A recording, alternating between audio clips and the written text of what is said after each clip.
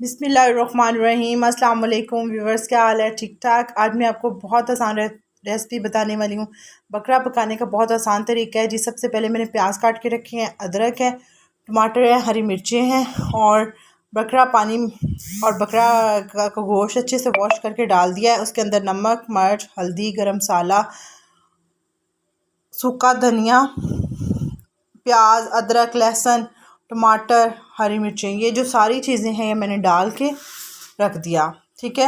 अब जब बकरा गलने पर आ गया था और पानी खुश्क होने वाला था, टमाटर और आधे मैंने तब डाले थे, नहीं 2 मैंने तब डाले थे, 2 अब डाले हैं। ठीक है। वो यानी आपकी ग्रेवी बनाता है और ये आपकी शक्ल बनाएगा। ठीक है। अब ये पानी तकरीबन खुश्क होने पे आ गया और ये रेडी भी हो चुका है, तकरीबन गल चुका है बकरा। ज़्यादा से ज़्यादा आधे घंटे में ये रेडी हो जाता है और बहुत टेस्टी बनता है।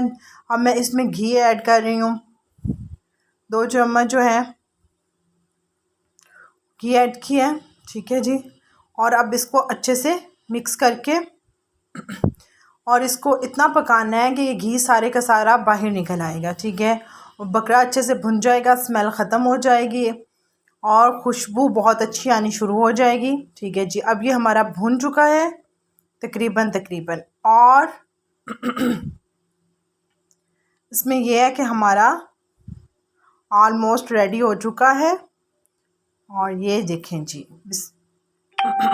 बहुत मज़ेदार, बहुत मज़ेदार, बहुत अच्छी खुशबू वाला हमारा बकरा मसाला रेडी हो चुका है। ठीक है।